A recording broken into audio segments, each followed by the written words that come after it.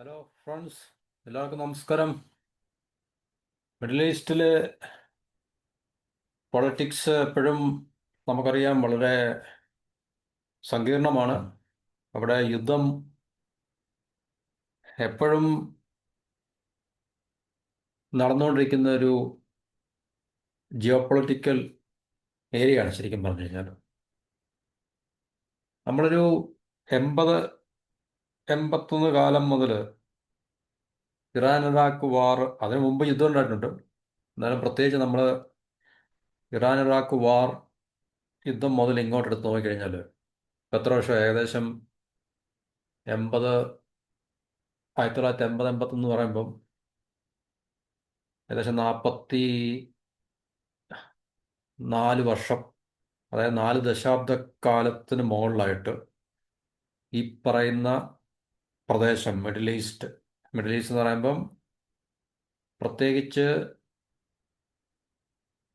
Gulf Nations, Arab Nations, Persian Gulf എന്നൊക്കെ പറയുന്ന ഈ ഏരിയാസ് എല്ലാം തന്നെ, Iran Iraq Libya Lebanon Palestine Israel ഉൾപ്പെടുന്ന, പിന്നെ Libya Syria Egypt Jordan Saudi UAE Qatar Oman Bahrain, ഈ പറയുന്ന ഇത്രയും രാജ്യങ്ങൾ, പ്രത്യേകിച്ച് യമൻ ഇതുപോലുള്ള രാജ്യങ്ങൾ ഉൾപ്പെടുന്ന ഒരു പ്രദേശം എപ്പോഴും ഒരു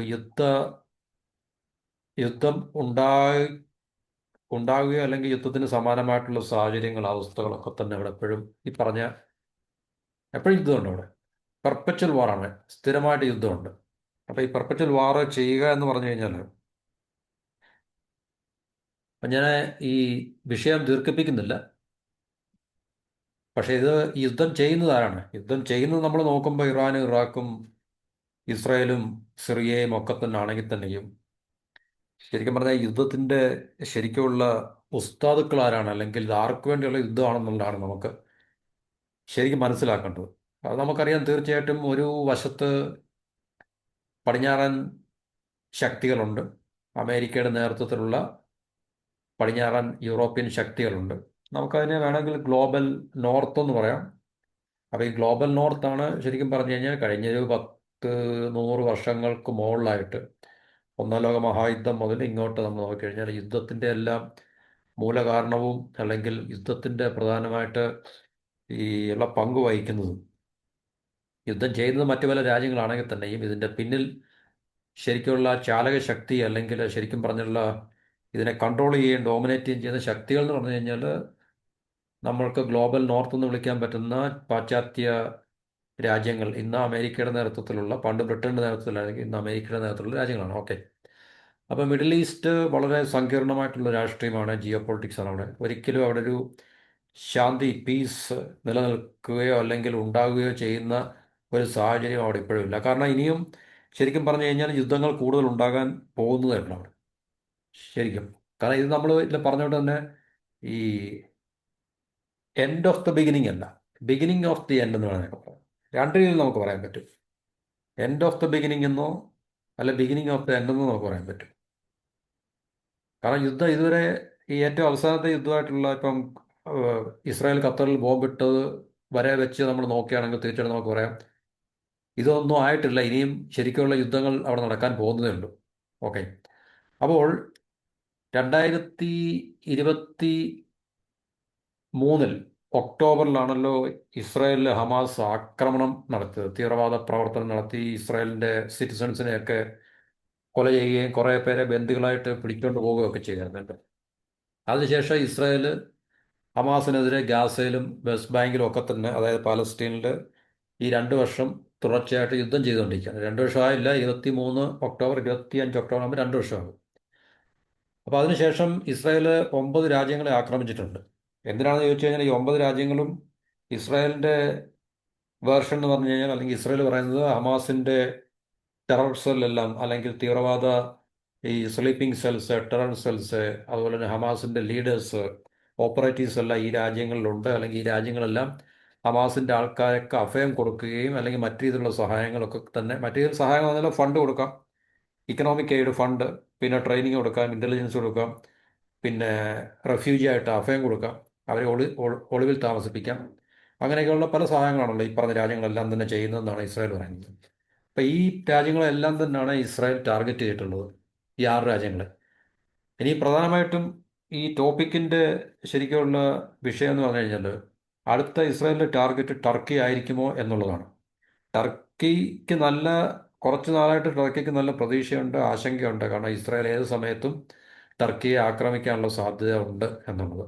അത് നമുക്ക് തീർച്ചയായിട്ടും അത് തള്ളിക്കളയാൻ പറ്റത്തില്ല. കാരണം ഇസ്രായേലിൻ്റെ ഈ 2023 ഒക്ടോബറിൽ ഹമാസ് ഇസ്രായേൽ ആക്രമണം നടത്തിയതിനു ശേഷം ഇസ്രായേൽ വന്നിരിക്കുന്ന ഹമാസിൻ്റെ ആൾക്കാർ ഒരാളെങ്കിൽ ഒരാൾ ഏത് രാജ്യത്തുണ്ടോ ആ രാജ്യത്തെ എല്ലാം ഇസ്രായേൽ ടാർഗറ്റ് ചെയ്യുകയും ആ ടെറർ സെൽ അല്ലെങ്കിൽ ടെററിസ്റ്റ് എന്ന് ഇസ്രായേൽ പറയുന്ന ഈ പറഞ്ഞ ഹമാസിൻ്റെ നേതാക്കളായാലും ശരി, മറ്റ് ഓപ്പറേറ്റീവ്സ് ആയാലും ശരി, അവരെവിടെ ഉണ്ടോ അവിടെ എല്ലാം ബോംബിടുകയും മിസൈൽ കൊണ്ട് പിന്നെ മഴ പെയ്യുകയും ചെയ്യുന്നതാണ് ഇസ്രായേൽ വന്നിരിക്കുന്നത്. അപ്പോൾ അതിൻ്റെ അടിസ്ഥാനത്തിൽ ടർക്കി ഹമാസിനെ 2011 മുതൽ വളരെ എന്താണ് പറയുന്നത് ആഴത്തിൽ, എന്താണ് പറയുന്നത് വളരെ ക്ലോസ് ആയിട്ട് ഹമാസും ടർക്കിയും തമ്മിൽ നല്ല ബന്ധമാണ്. അപ്പം ടർക്കിയിൽ ഹമാസിന് നല്ല വേരോട്ടമുണ്ട്. ടർക്കി ഹമാസിന് നല്ല സഹായങ്ങൾ ചെയ്യുന്നുണ്ട്. അപ്പോൾ തീർച്ചയായിട്ടും ഇനിയും ഇസ്രായേലിൻ്റെ അടുത്ത ടാർഗറ്റ് ടർക്കി ആകാനുള്ള സാധ്യത നമുക്ക് തള്ളിക്കളയാൻ പറ്റത്തില്ല. അപ്പോൾ ഏകദേശം 6 രാജ്യങ്ങളെ ഇസ്രായേൽ ബോംബ് ചെയ്തിട്ടുണ്ട്, ടാർഗറ്റ് ചെയ്തിട്ടുണ്ട്. അതായത് മിഡിൽ ഈസ്റ്റിലെ Palestine, Gaza, Lebanon, Syria, Yemen, Iran, ഇപ്പോൾ ഖത്തറിലെയും ഖത്തറിലും ഏറ്റവും പ്രധാനമായിട്ട് ഇസ്രായേൽ വന്നിരിക്കുന്ന ഹമാസിൻ്റെ ആൾക്കാർ അവിടെ ഉണ്ട്. പീസ് ടോക്കിന് വേണ്ടിയാണെന്ന് പറയുമ്പോൾ തന്നെയും ഖത്തർ അവർക്ക് അഭയം നൽകുന്നു, അല്ലെങ്കിൽ ഖത്തർ അവരെ സഹായിക്കുന്നു എന്നുള്ള പേരിലാണ് ഇസ്രായേൽ ഖത്തറിനെ ആക്രമിച്ചു പറഞ്ഞത്. അപ്പം ഇസ്രായേലിൻ്റെ സ്റ്റേറ്റഡ് പോളിസി എന്ന് പറഞ്ഞു കഴിഞ്ഞാൽ ഹമാസിൻ്റെ ആൾക്കാർ എവിടെല്ലാം ഉണ്ടോ അവിടെല്ലാം ഞങ്ങൾ എത്തിയിരിക്കും, അവരെ അവിടുന്ന് എലിമിനേറ്റ് ചെയ്തിരിക്കും.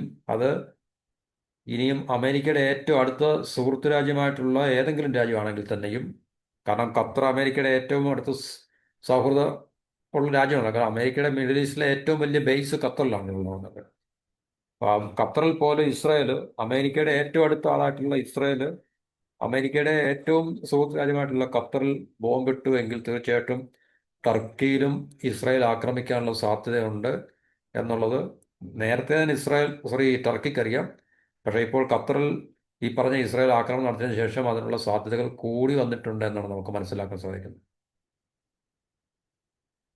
അപ്പോൾ ഈ ഹമാസിൻ്റെ ഈ പലസ്തീനിൽ നിന്നൊക്കെ പലായനം ചെയ്തിട്ടുള്ള, അല്ലെങ്കിൽ അവിടുന്ന് ഇപ്പം അവിടെ നിൽക്കാൻ പറ്റാത്ത നേതാക്കളൊക്കെ തന്നെ കൂടുതലായിട്ടും അഭയം പ്രാപിച്ചിരിക്കുന്ന ഖത്തറിലും ടർക്കിയിലും ഒക്കെ തന്നെയാണ്. അപ്പം അവരാണ് ഈ പറഞ്ഞ ഇസ്രായേലുമായിട്ടുള്ള സമാധാന ചർച്ചകളുടെയൊക്കെ മീഡിയേറ്റേഴ്സ് ആയിട്ട് പ്രവർത്തിക്കുന്നത്. പാലസ്തീൻ ഗ്രൂപ്പിൻ്റെ ഇസ്രായേലുമായിട്ട് വർഷങ്ങളായിട്ട് അവരാണ് ഖത്തറിലിരുന്നുകൊണ്ട് എല്ലാ സുഖ സൗകര്യങ്ങളും ആസ്വദിച്ചുകൊണ്ട് ഖത്തറിലിരുന്നിട്ട് സമാധാന ചർച്ചകൾക്ക് വേണ്ടി മീഡിയേഷൻ അല്ലെങ്കിൽ മധ്യസ്ഥത വഹിക്കുന്നത് ഈ പറഞ്ഞ എക്സൈലിനായിട്ടുള്ള പലസ്തീൻ്റെ ഹമാസിൻ്റെ നേതാക്കളാണ്. അത് 2023 ഈ ഒക്ടോബറിലെ അറ്റാക്കിന് മുമ്പ് തന്നെ ഈ ഒരു പ്രവണത നിലനിൽക്കുന്നുണ്ട്. അപ്പോൾ ഈ അറ്റാക്കിന് ശേഷമല്ല ഇതെന്ന് പറഞ്ഞിട്ട് നേരത്തെ തന്നെ ഖത്തറിൽ ഈ ഹമാസിൻ്റെ നേതാക്കളുണ്ട്, അല്ലെങ്കിൽ ടർക്കിയിൽ പണ്ട് മുതലേ ഉണ്ട്. നമുക്കറിയാം ഖത്തറും US തമ്മിൽ വളരെ അടുത്ത ബന്ധമാണ്. ഖത്തറിനെ അമേരിക്ക 2022 അതായത് അന്നത്തെ പ്രസിഡൻ്റായിട്ടുള്ള Joe Biden major non NATO ally MNNA ആയിട്ട് പ്രഖ്യാപിച്ചിട്ടുണ്ടായിരുന്നു, ഫോർമലൈസ് ചെയ്തിട്ടുണ്ടായിരുന്നു മാർച്ച് 2022. എന്നുവെച്ചാൽ നേറ്റോയ്ക്ക് പുറത്തുള്ള അവർ ഏറ്റവും പ്രധാനപ്പെട്ട ഒരു സഖ്യകക്ഷിയാണ് ഖത്തർ എന്ന് ജോ ബൈഡൻ ഒരു പ്രസിഡൻഷ്യൽ ഡിക്ലറേഷൻ എന്നാൽ പ്രസിഡന്റിൻ്റെ ഡിറ്റർമിനേഷൻ എന്നാണ്. കാരണം ഇത് വൈറ്റ് ഹൗസിൻ്റെ memorandum on the designation of the state of Qatar a major non NATO ally. അതായത് നാറ്റോയ്ക്ക് പുറത്തുള്ള അല്ല നാറ്റോയിൽ അംഗമല്ലാത്ത ഒരു രാജ്യത്തിന് ഏറ്റവും പ്രധാനപ്പെട്ട അവരുടെ ഒരു സഖ്യകക്ഷിയായിട്ട് പ്രഖ്യാപിച്ചുകൊണ്ടുള്ളൊരു മെമ്മോറാണ്ടമാണ് പ്രസിഡന്റ് ജോ ബൈഡൻ്റെ. അപ്പോൾ ഇതിനകത്ത് നോക്കിക്കഴിഞ്ഞാൽ നമുക്കറിയാൻ പറ്റും ഖത്തറിനെ അവർ as a major non NATO ally of the United States for the purpose of the act and the arms export control act, അമേരിക്കയുടെ ചില നിയമങ്ങൾ അനുസരിച്ച് ഖത്തറിന് അത് ചില രാജ്യങ്ങൾ ഇപ്പം ഏഹ്, ചില രാജ്യങ്ങൾ നോൺ നേറ്റോ അലയാണ് അമേരിക്കയുടെ എന്നല്ലോ. ഇപ്പം ഇസ്രായേലിനെ ആക്കാൻ ടർക്കി സമ്മതിക്കുന്നില്ല കുറേ നാളുണ്ട്, അതാണ് വിഷയം എന്ന് പറയുന്നത്.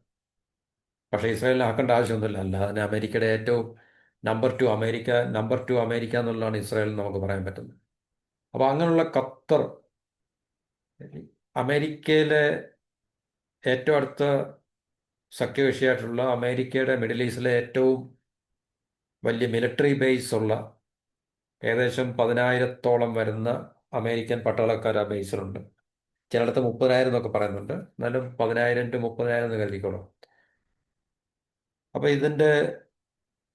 അപ്പം അത്ര ഒരു മിലിറ്ററി ബേസ് ഉള്ളൊരു രാജ്യമായിട്ടുള്ള അമേരിക്കയുടെ ഏറ്റവും അടുത്ത സഖ്യകക്ഷിയായിട്ടുള്ള നോൺ നേറ്റോ അലയായിട്ടുള്ള ഖത്തറിൽ ഇസ്രായേൽ ബോംബ് ചെയ്തെങ്കിൽ തീർച്ചയായിട്ടും ഹമാസിന് വർഷങ്ങളായിട്ട് എല്ലാവിധ സഹായങ്ങളും നൽകുന്ന ടർക്കിയെ ടാർഗറ്റ് ചെയ്യാൻ ഇസ്രായേലിന് വലിയ ബുദ്ധിമുട്ടൊന്നുമില്ല എന്നാണ് നമുക്ക് മനസ്സിലാക്കാൻ സാധിക്കുന്നത്. അതുപോലെ തന്നെ ഖത്തർ അമേരിക്കയിൽ നിന്നും ബില്യൺസ് ഡോളേഴ്സിൻ്റെ ആയുധങ്ങൾ വാങ്ങിക്കുന്നുണ്ട്.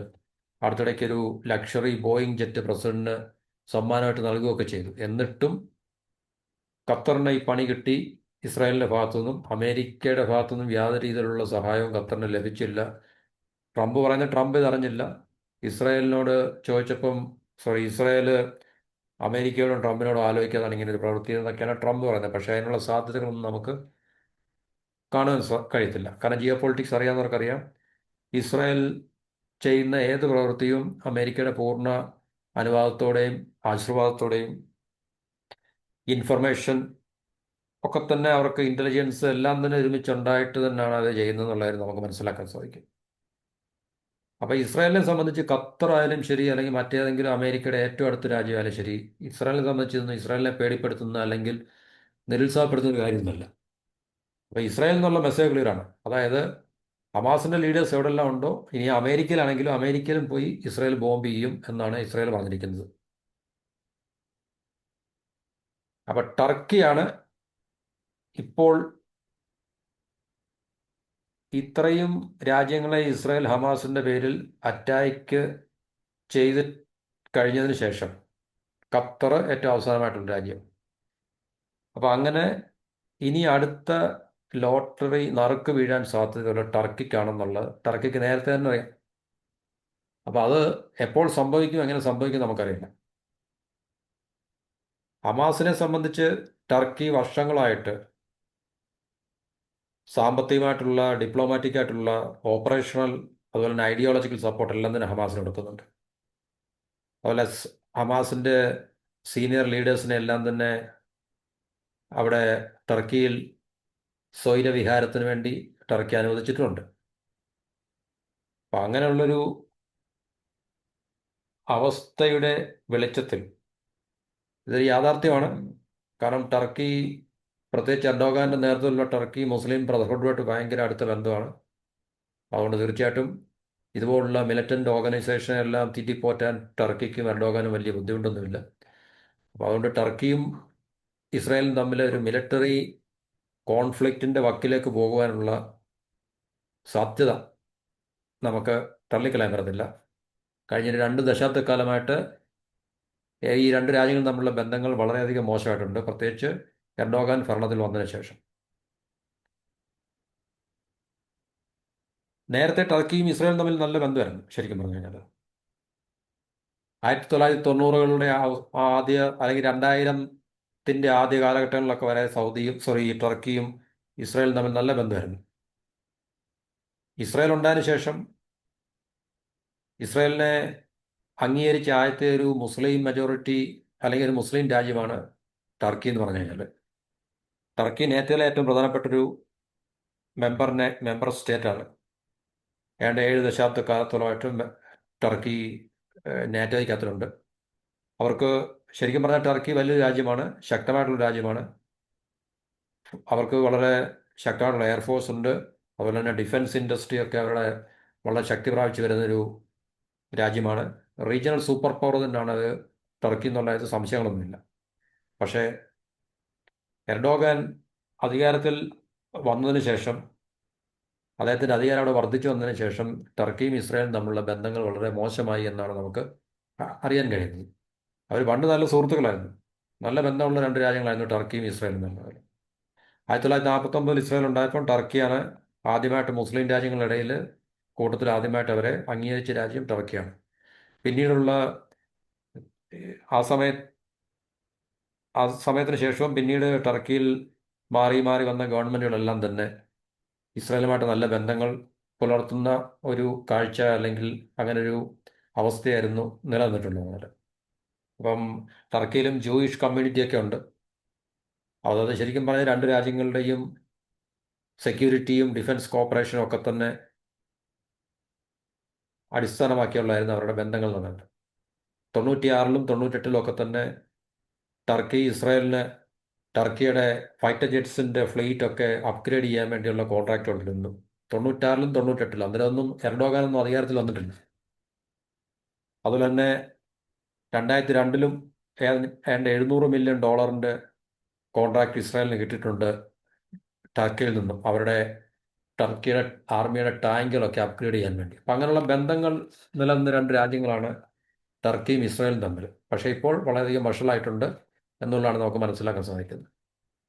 2000-ൻ്റെ ആദ്യ കാലഘട്ടങ്ങളിലൊക്കെ തന്നെ രണ്ട് രാജ്യങ്ങളും തമ്മിൽ മിലിറ്ററി എക്സസൈസും വളരെ 2000-ൻ്റെ ആദ്യ കാലഘട്ടങ്ങൾ വരെ രണ്ട് രാജ്യങ്ങളും മിലിറ്ററി എക്സസൈസും ഒക്കെ തന്നെ ഇൻ്റലിജൻസ് ഷെയറിങ്ങും ഒക്കെ തന്നെ നടത്താറുണ്ടായിരുന്നു എന്നുള്ളതാണ് നമുക്ക് ഈ രാജ്യങ്ങൾ തമ്മിലുള്ള ബന്ധങ്ങളെക്കുറിച്ച് പറയുമ്പോൾ മനസ്സിലാക്കാൻ സാധിക്കുന്നത്. പക്ഷേ എർഡോഗാൻ അധികാരത്തിൽ വരികയും അദ്ദേഹത്തിൻ്റെ അധികാരം കൂടുതൽ ടർക്കിയുടെ മുകളിൽ കൂടുതൽ സ്വാധീനവും അധികാരവും ഒക്കെ സ്ഥാപിച്ച് എടുത്തതിന് ശേഷം അല്ലെങ്കിൽ എടുക്കുന്ന കൂട്ടത്തിൽ ഇസ്രായേലുമായിട്ടുള്ള ബന്ധത്തിൽ വിള്ളലുകൾ ഉണ്ടായി തുടങ്ങി എന്നാണ് മനസ്സിലാക്കാൻ സാധിക്കുന്നത്. കാരണം 2009-ലെ വേൾഡ് ഇക്കണോമിക് ഫോറത്തിൽ ഡാവോസ് വെച്ചിട്ടുള്ള വേൾഡ് ഇക്കണോമിക് ഫോറത്തിൽ അന്ന് ടർക്കിയുടെ പ്രൈം മിനിസ്റ്റർ ആയിരുന്നു ഇദ്ദേഹം എർഡോഗൻ. അപ്പോൾ ഇസ്രായേലിനെതിരെ അന്ന് 2008 2009-ലെ ഇസ്രായേലും ഹമാസും തമ്മിൽ നല്ല പൊരിഞ്ഞ യുദ്ധം നടന്നുകൊണ്ടിരിക്കുന്ന ആ ഒരു സമയത്ത് ഇസ്രായേലിൻ്റെ ഈ ഗാസയിലേക്കുള്ള ആക്രമണത്തെക്കുറിച്ചൊക്കെ വളരെ ശക്തമായിട്ട് അതിനെ വിമർശിക്കുകയും കുറ്റപ്പെടുത്തുകയൊക്കെ ചെയ്തതാണ് എർഡോഗാൻ എന്ന് പറഞ്ഞാൽ. അപ്പം അന്ന് മുതൽ എർഡോഗാൻ വന്ന സമയം മുതൽ തന്നെ ഇസ്രായേലുമായിട്ട് അത്ര നല്ല ചേർച്ചയിലല്ല എന്നാണ് നമുക്ക് മനസ്സിലാക്കാൻ കഴിയുന്നത്.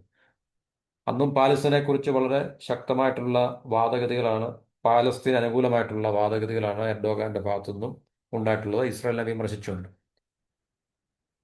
2010-ല് ടർക്കിയും ഇസ്രായേലും തമ്മിൽ ഏകദേശം വളരെ രൂക്ഷമായിട്ടുള്ള പ്രശ്നം നടന്നു. അതായത് ഗാസയിലെ ഇസ്രായേലിൻ്റെ നേവൽ ബ്ലോക്കേഡ് ഉണ്ടായിരുന്നു. ആ നേവൽ ബ്ലോക്കേഡിനെയൊക്കെ മറികടന്ന് ടർക്കിയുടെ കുറേ ഗവൺമെൻറ് സപ്പോർട്ടോടുള്ള ചില ഷിപ്പുകൾ അതിക്രമിച്ച് കടക്കാൻ ശ്രമിക്കുകയും അതിൻ്റെ ഫലമായിട്ട് ഇസ്രായേൽ പല വാർണിങ്ങുകൾ ടർക്കിക്ക് കൊടുത്തിട്ടും അത് മാനിക്കാതിരുന്നിട്ടും ഈ ഇസ്രായേൽ അവർക്കെതിരെ അവരെ ഫയർ ചെയ്യുകയും അങ്ങനെ 10ഓളം ടർക്കിഷ് ആൾക്കാർ മരിക്കുകയൊക്കെ ചെയ്തു. അപ്പോൾ അതിനെതിരെയൊക്കെ എർഡോഗാൻ വളരെ ശക്തമായിട്ടുള്ള ശബ്ദങ്ങൾ മുഴക്കുകയൊക്കെ ചെയ്തു. പക്ഷേ അതൊന്നും ഇസ്രായേലിൽ നിന്ന് അതൊന്നും വലിയ കാര്യമാക്കിയില്ല എന്നുള്ളതാണ് നമുക്ക് അറിയാൻ കഴിയുന്നത്. അപ്പം അങ്ങനെ ബന്ധങ്ങൾ അന്ന് മുതലേ ടർക്കിയും ഇസ്രായേലും തമ്മിൽ പെതുക്കെ പെതുക്കെ പെതുക്കെ മോശമായിക്കൊണ്ടിരിക്കുകയാണ്. അപ്പം ഈ ഒക്ടോബർ 2023-ല് ഹമാസിൻ്റെ ഇസ്രായേലുള്ള ആക്രമണത്തിന് ശേഷം ഇസ്രായേലും ടർക്കിയും തമ്മിലുള്ള ബന്ധം എന്ന് പറഞ്ഞു കഴിഞ്ഞാൽ കൂടുതൽ വഷളായി. കാരണം ഇസ്രായേൽ ഹമാസിനെ ഒരു തീവ്രവാദ സംഘടനയായിട്ട് ആണ് കാണുന്നതെങ്കിലും US-ഉം ഇസ്രായേലും യൂറോപ്യൻ യൂണിയനും ഒക്കെ തന്നെ ഹമാസിനെ ഒരു തീവ്രവാദ സംഘടനയായിട്ട് ബ്രാൻഡ് ചെയ്തിട്ടുണ്ട് അല്ലെങ്കിൽ ഡെസിഗ്നേറ്റ് ചെയ്തിട്ടുണ്ട്. പക്ഷേ ടർക്കി ഇതുവരെ ഹമാസിനെ ഒരു തീവ്രവാദ സംഘടനയായിട്ട് അംഗീകരിച്ചിട്ടില്ല. അവർ പറയുന്നത് അവരൊരു ആസാദി ഗ്രൂപ്പാണ്. നമ്മളിവിടെ കാശ്മീരിലെ തീവ്രവാദികൾ കാശ്മീരിൻ്റെ ആസാദിന് വേണ്ടി തോക്കെടുക്കുന്നത് പോലെ തന്നെ പാലസ്തീൻ്റെ അല്ലെങ്കിൽ ഗാസയുടെ ആസാദിന് വേണ്ടി, ലിബറേഷന് വേണ്ടി പ്രവർത്തിക്കുന്ന ഒരു ഗ്രൂപ്പാണ് അല്ലെങ്കിൽ ഒരു ഓർഗനൈസേഷനാണ് ഹമാസ് എന്നാണ് ടർക്കിയുടെയും എർഡോഗാൻ്റെയും അവകാശവാദം. അപ്പോൾ എർഡോഗാനും മുസ്ലിം ബ്രദർഹുഡുമായിട്ട് എന്താണ് പറയുന്നത്, വളരെ ആഴത്തിലുള്ള ബന്ധമാണ്. അപ്പം മുസ്ലിം ബ്രദർഹുഡാണ് ഒട്ടുമിക്ക നമ്മൾ ഈ കാണുന്ന സുന്നി വിഭാഗത്തിലുള്ള ഒട്ടുമിക്ക മിലിറ്റന്റ് ഓർഗനൈസേഷന്റെയും പേരന്റ് ഓർഗനൈസേഷൻ മുസ്ലിം ബ്രദർഹുഡാണ്. അപ്പം അങ്ങനെ ഹമാസിന്റെയും പാലസ്തീൻ്റെ പൊളിറ്റിക്കൽ ഒരു എന്താണ് പറയുന്നത് റെപ്രസെൻറ്റേറ്റീവായിട്ട് ഹമാസിനെ എർഡോഗാനും ഒക്കെ തന്നെ റെക്കഗ്നൈസ് ചെയ്ത് കഴിഞ്ഞു. അപ്പം എർഡോഗാനും ഹമാസും തമ്മിൽ വളരെ അടുത്ത ബന്ധമാണുള്ളത്. അതുകൊണ്ട് തീർച്ചയായിട്ടും എർഡോഗാനും ടർക്കിക്കും ഇസ്രായേലിൻ്റെ പക്കൽ നിന്നും ഷോർട്ട് മീഡിയം ടേമിൽ നല്ല കാര്യമായിട്ടുള്ള തിരിച്ചടി കിട്ടാനുള്ള സാധ്യത ഉണ്ടെന്നാണ് നമുക്ക് ഇപ്പോൾ പല റിപ്പോർട്ടുകളിൽ നിന്നും അറിയാൻ സാധിക്കുന്നത്. അപ്പോൾ ഈ ഒക്ടോബറിൽ ഹമാസ് ഇസ്രായേലിൽ അറ്റാക്ക് നടത്തിയതിന് ശേഷം ടർക്കിയുടെ പാർലമെന്റിൽ എർഡോഗാൻ പറഞ്ഞത് ഹമാസിനെ ഒരു ടെറർ ഓർഗനൈസേഷനായിട്ട് കൺസിഡർ ചെയ്യുന്നില്ല, അതിന് പകരം ഒരു ലിബറേഷൻ ഗ്രൂപ്പാണെന്നാണ് പറഞ്ഞിരിക്കുന്നത്. നമ്മളിപ്പോൾ പറഞ്ഞാണ്, എന്നുവെച്ചാൽ പാലസ്തീൻ്റെ അല്ലെങ്കിൽ ഗാസയുടെ സ്വാതന്ത്ര്യത്തിന് വേണ്ടി പ്രവർത്തിക്കുന്ന ഒരു സംഘടനയാണ് ഹമാസ്, ഒരു തീവ്രവാദ സംഘടനയല്ല എന്നാണ് എർഡോഗാൻ വീണ്ടും ഈ അറ്റാക്കിന് ശേഷവും, ഇസ്രായേലിൽ ഹമാസ് നടത്തിയ അറ്റാക്കിന് ശേഷവും ഏകദേശം 2 ആഴ്ച കഴിഞ്ഞുള്ള ആ ഒരു സമയത്താണ് ടർക്കിയുടെ പാർലമെന്റിൽ ഇദ്ദേഹം ഈ പ്രസംഗം നടത്തിയത്, അല്ലെങ്കിൽ പ്രസ്താവന നടത്തിയത്. അതുപോലെ തന്നെ ഇസ്രായേലിനെതിരെ ഇന്റർനാഷണൽ കോർട്ട് ഓഫ് ജസ്റ്റിസിലും ടർക്കി പിന്നെ ഇസ്രായേലിനെതിരെയും ഒരു കേസിൽ ആ, എന്താണ് ഒരു ഭാഗവാക്കാകുന്നുണ്ട്. കാരണം ഗാസയിൽ മനുഷ്യക്കുരുതി നടത്തുകയാണ് എന്നുള്ള ഇസ്രായേലിനെതിരെയുള്ളൊരു കുറ്റാരോപണത്തിൻ്റെ പേരിൽ ഇസ്രായേലുമായിട്ടുള്ള എല്ലാ ഉഭയകക്ഷി ബന്ധങ്ങളും ടർക്കി ഉപേക്ഷിച്ചിട്ടുണ്ട്. ഈവൻ ടർക്കിയുടെ എയർ സ്പേസ് പോലും ഇസ്രായേൽ ഏതെങ്കിലും തരത്തിലുള്ള അവരുടെ ഒഫീഷ്യൽസോ അല്ലെങ്കിൽ ഡെസിഗ്നേറ്റഡുള്ള ആൾക്കാരൊക്കെ തന്നെ ഏതെങ്കിലും സമാധാന ചർച്ചകൾക്ക് പോകാൻ വേണ്ടി തന്നെ അവർ എയർ സ്പേസ് ഉപയോഗിക്കാൻ വേണ്ടി ടർക്കി ഇസ്രായേലിനെ അനുവദിക്കുന്നില്ല. അങ്ങനെയുള്ള ബന്ധങ്ങൾ ഇപ്പോൾ വളരെയധികം മോശമായിട്ടിരിക്കുകയാണ് എന്നാണ് നമുക്കറിയാൻ സാധിക്കുന്നത്. അപ്പോൾ ഇസ്രായേലിനെ സംബന്ധിച്ച് ഇസ്രായേലിന് ടർക്കിയെക്കുറിച്ചുള്ള എല്ലാ ഇൻ്റലിജൻസും ഇസ്രായേലിൻ്റെ പക്കലുണ്ട്.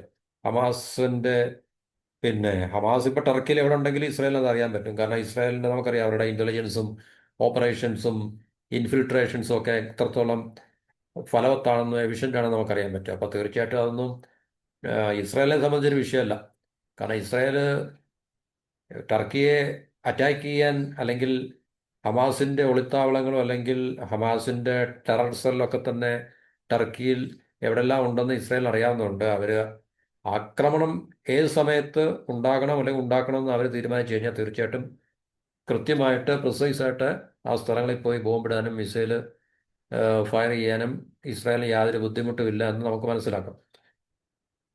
ടർക്കി 2011 മുതൽ തുടങ്ങിയാണ് ഈ പരിപാടി, ഈ ഹമാസിൻ്റെ ലീഡർഷിപ്പിന് അവിടെ സേഫ് ഹവൻ കൊടുക്കാൻ വേണ്ടി, എന്നുവെച്ചാൽ അവിടെ അഭയം കൊടുക്കാൻ വേണ്ടി 2011 മുതൽ. 2011 പറയുമ്പോൾ ഏകദേശം 10-14 വർഷമായിട്ട് പ്രത്യേകിച്ച് ടർക്കി ഹമാസിനെ ഹെൽപ്പ് ചെയ്യുന്നുണ്ട് ഈ പറഞ്ഞ രീതികളെല്ലാം തന്നെ.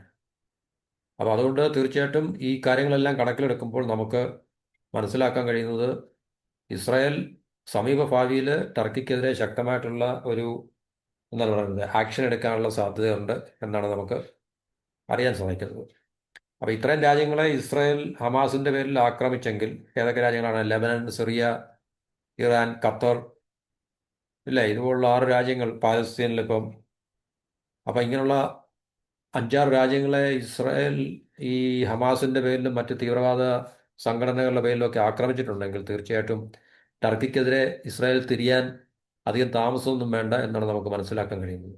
അതിനെല്ലാം സിറിയയിൽ ഇപ്പം ടർക്കിയും ഇസ്രായേലും തമ്മിൽ ശക്തമായിട്ടുള്ള ടർഫ് വാർ നടന്നുകൊണ്ടിരിക്കുകയാണ്. സിറിയയിൽ ഇപ്പോൾ പുതിയ അധികാര കേന്ദ്രങ്ങൾ വന്നില്ല, അതെല്ലാം ടർക്കിയുടെ സഹായത്തോടുകൂടിയാണല്ലോ. അപ്പോൾ അത് തീർച്ചയായിട്ടും ഈ ഇസ്രായേലിന് അത്ര കാര്യമായിട്ടുള്ള പ്രതിപത്തി ഇല്ല, അവരോട് അനുകൂലമായിട്ടുള്ള നിലപാടല്ല തീർച്ചയായിട്ടും കേട്ടോ. അപ്പോൾ അതൊക്കെ ഇസ്രായേലും ടർക്കിയും തമ്മിൽ സിറിയയിൽ അവരുടെ ബാറ്റിൽ ഗ്രൗണ്ട് ആയിട്ടുണ്ട്. അപ്പോൾ അതുകൊണ്ട് തീർച്ചയായിട്ടും ഇവർ തമ്മിലുള്ള ക്ലാഷ് ഒരു പ്രാവശ്യം തുടങ്ങിക്കഴിഞ്ഞാൽ അത് മിഡിൽ ഈസ്റ്റിനെ കൂടുതൽ കോൺഫ്ലിക്റ്റ് എക്സ്പാൻഡ് ചെയ്യാനുള്ള സാധ്യത ഉണ്ട് നമുക്ക്. അപ്പോൾ ടർക്കിക്കെതിരെ ഒരു പ്രിയംറ്റീവായിട്ടുള്ള സ്ട്രൈക്ക് ഇസ്രായേൽ ചെയ്യുമോ എന്നുള്ളതാണ് ഇവിടുത്തെ പ്രധാന ചോദ്യം. അപ്പോൾ ഈ ഖത്തറിൽ ഇങ്ങനൊരു അറ്റാക്ക് നടത്തിയത് മൂലം ഇസ്രായേൽ ബാക്കിയുള്ള രാജ്യങ്ങൾക്ക്, ടർക്കി ഉൾപ്പെടെയുള്ള രാജ്യങ്ങൾക്ക് കൃത്യമായിട്ടുള്ളൊരു മെസ്സേജ് കൊടുത്തിരിക്കുകയാണ്, ഹമാസിനെ ആരെല്ലാം സഹായിക്കുന്നുണ്ടോ ആ രാജ്യങ്ങളെല്ലാം തീർച്ചയായിട്ടും ഇസ്രായേലിൻ്റെ ഭാഗത്തുനിന്ന് ഈ പറഞ്ഞ ഒരു അറ്റാക്ക് ഏത് സമയത്തും ഉണ്ടാകാൻ അല്ലെങ്കിൽ നേരിടാൻ തയ്യാറായിക്കോളൂ എന്നാണ് ഇസ്രായേൽ പറയുന്നത്. ടർക്കി ഹമാസിന് കൊടുക്കുന്ന സപ്പോർട്ട് ക്രിസ്റ്റൽ ക്ലിയർ ആണ്, വെൽ ഡോക്യുമെന്റഡ് ആണ് ശരിക്കും പറഞ്ഞു കഴിഞ്ഞാൽ. പക്ഷേ അതിലൊരു ചോദ്യം, നാറ്റോയിലെ ഒരു പ്രധാനപ്പെട്ട രാജ്യം എന്ന നിലയിൽ ടർക്കിയെ ആക്രമിക്കാൻ നെതന്യാഹു ഇസ്രായേൽ തയ്യാറാകുമോ എന്നുള്ളതാണ്. കാരണം അവരുടെ നാറ്റോയുടെ നിയമങ്ങളും ഇപ്പോൾ ഉദാഹരണം ഈ സൗദിയും പാകിസ്ഥാനും തമ്മിലുള്ള മ്യൂച്വൽ അഗ്രിമെന്റ് ഉണ്ടല്ലോ. കാരണം ഒരു രാജ്യത്തെ മറ്റേതെങ്കിലും രാജ്യം ആക്രമിച്ചു കഴിഞ്ഞാൽ ഈ രാജ്യം കൂടെ പങ്കെടുക്കണം മറ്റേ രാജ്യത്തിനെതിരെ, മൂന്നാമത് രാജ്യത്തിനെതിരെ എന്നുള്ള. അപ്പോൾ അതുപോലെ നാറ്റോയിൽ അങ്ങനെ ചില നിയമങ്ങളൊക്കെ ഉണ്ട് അവരുടെ, കണ്ടീഷൻസ് എന്താ പറയുന്നത്. അപ്പോൾ അതുകൊണ്ട് അവരുടെ ആർട്ടിക്കിളൊക്കെ അങ്ങനെയാണ് പറയുന്നത്. പക്ഷെ അത് എല്ലാ രാജ്യങ്ങളും അവർക്ക് സ്വന്തമായിട്ടുള്ള തീരുമാനങ്ങൾ എടുക്കാൻ സ്വാതന്ത്ര്യമുണ്ട്, അങ്ങനെ നിർബന്ധങ്ങളൊന്നുമില്ല. അതുകൊണ്ട് തീർച്ചയായിട്ടും ഇവിടുത്തെ പ്രധാന ചോദ്യം എന്ന് പറഞ്ഞു കഴിഞ്ഞാൽ ടർക്കിയെ ആക്രമിക്കാൻ ഇസ്രായേൽ തയ്യാറാകുമോ. അതുമല്ല, അമേരിക്കയും ടർക്കിയും തമ്മിലുള്ള ബന്ധങ്ങളും വളരെ കുറച്ചു കാലമായിട്ട് അത്ര സുഖകരമല്ല. അപ്പോൾ തീർച്ചയായിട്ടും ടർക്കിയെ ആക്രമിക്കേണ്ട ഒരു സാഹചര്യം നിലവിൽ വന്നു കഴിഞ്ഞാൽ അമേരിക്ക ഇസ്രായേലിന് ഗ്രീൻ സിഗ്നൽ കൊടുക്കാനുള്ള സാധ്യത ഉണ്ട് എന്നുള്ളതാണ് നമുക്ക് മനസ്സിലാക്കാൻ ശ്രമിക്കുന്നത്.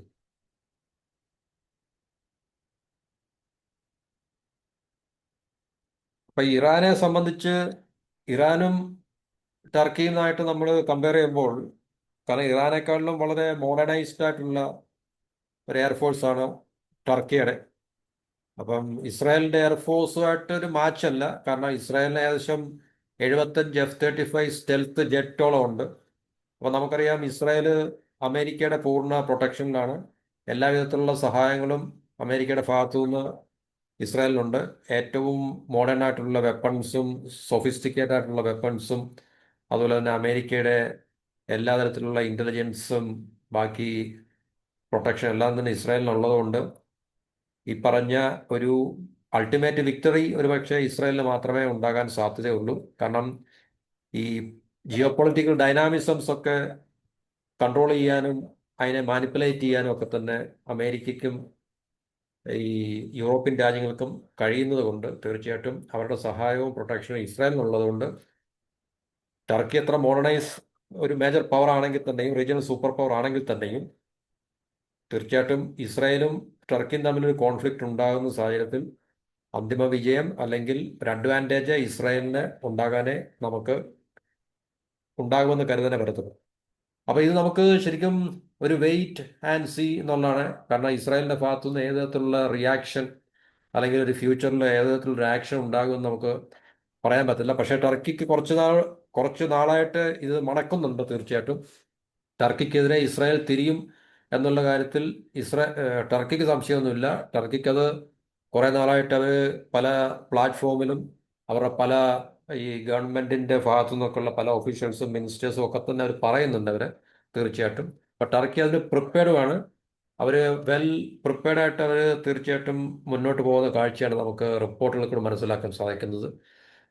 അപ്പൊ ഏതായാലും നമുക്ക് ഈ ഒരു വിഷയം തൽക്കാലം ഇത്രയും പറഞ്ഞ് ഇവിടെ നിർത്താം. ഇതിനെക്കുറിച്ച് കൂടുതൽ ഡീറ്റെയിൽസ് നമുക്ക് ലഭിക്കുന്നതനുസരിച്ച് നമുക്ക് ചർച്ച ചെയ്യാം. അപ്പോൾ മറ്റൊരു ടോപ്പിക്കുമായിട്ട് അടുത്ത വീഡിയോ. എല്ലാവർക്കും നന്ദി, നമസ്കാരം.